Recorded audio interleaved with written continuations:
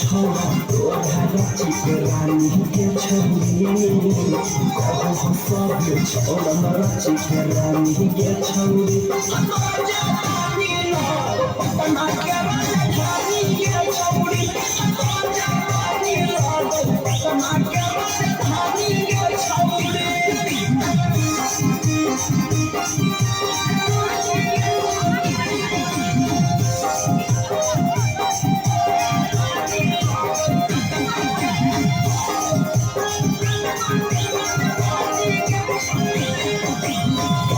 छोड़ी तू कहीं बीमार गई जानू तोरा के पूरा बिहार गई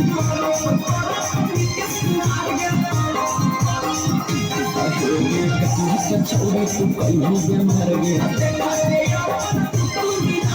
जानू तोरा के पूरा बिहार गई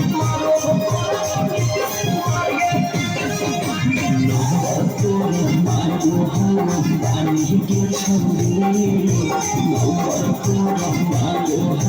बानी के छौरी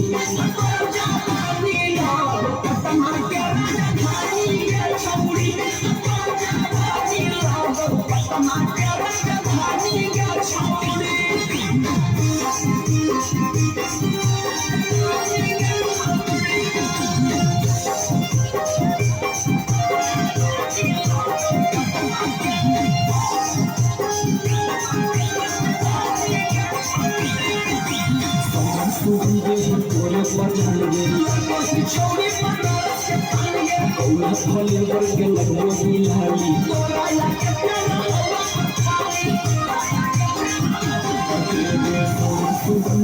तोरे पचान गे फले के लगो बिहारी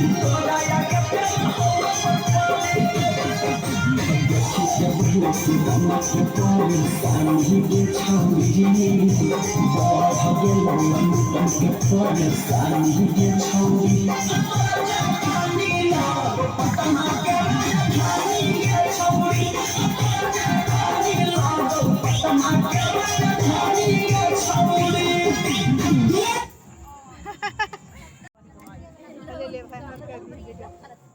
ऐसे ही भर करिए।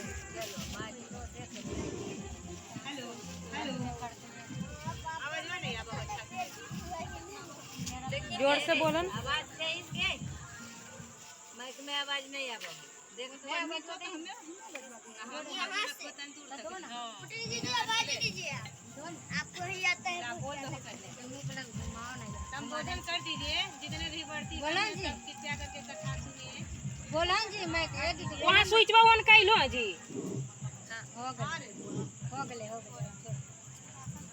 हो गया रोको ना जितने भी माताएं और बहनें हैं सभी कथा का आनंद लें। कथा आरंभ होने जा रहा है, कृपया ध्यान से सुने।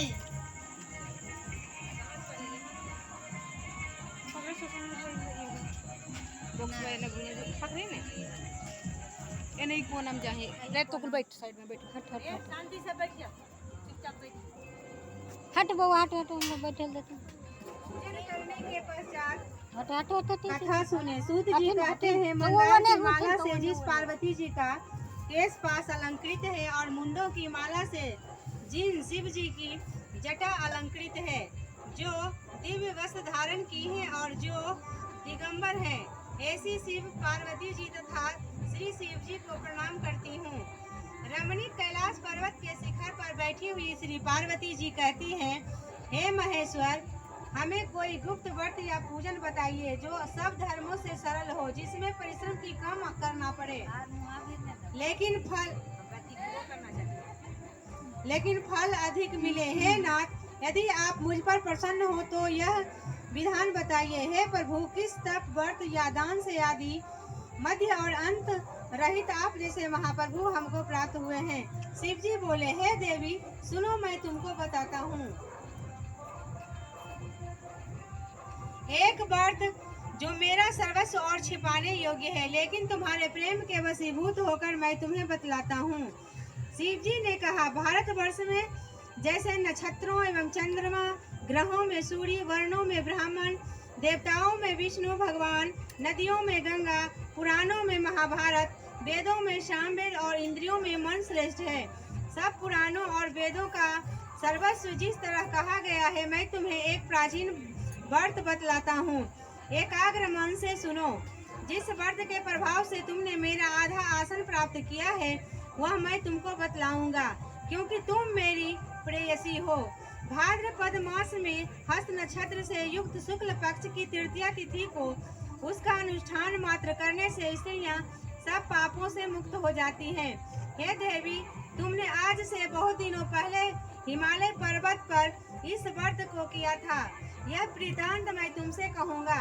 पार्वती जी ने पूछा, हे नाथ, मैंने क्यों यह व्रत किया था, यह सब आपके मुख से सुनना चाहती हूँ।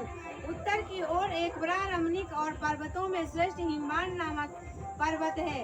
उसके आसपास तरह तरह की भूमियाँ हैं, तरह तरह के वृक्ष उस पर लगे हुए हैं। नाना प्रकार के पक्षी और अनेक प्रकार के पशु उस पर निवास करते हैं। वहाँ पहुंचकर गंधर्वों के साथ बहुत से देवता, गिद्ध, चारण, पक्षीगण सर्वदा प्रसन्न मन से विचरण करते हैं। वहाँ पहुंचकर गंधर्व गाते हैं, अप्सराएं नाचती हैं। उस पर्वत राज के कितने ही शिखर ऐसे हैं कि जिनमें अष्टभित रत्न और वैदूर्य मणि आदि की खानें भरी हुई हैं। यह पर्वत ऊंचा तो इतना अधिक है कि मिस्र के घर की तरह समझकर आकाश का स्पर्श किए रहता है। उसके समस्त शिखर सदैव हिम से आच्छादित रहते हैं और गंगा जल की ध्वनि सदा सुनाई देती रहती है। हे पार्वती, तुमने बाल्यकाल में उसी पर्वत पर तपस्या की थी। 12 वर्षों तक तुम उल्टी टंग कर केवल धुआं पीकर रही। 64 वर्षों तक सूखे पत्ते खाकर रही। माघ मास में तुम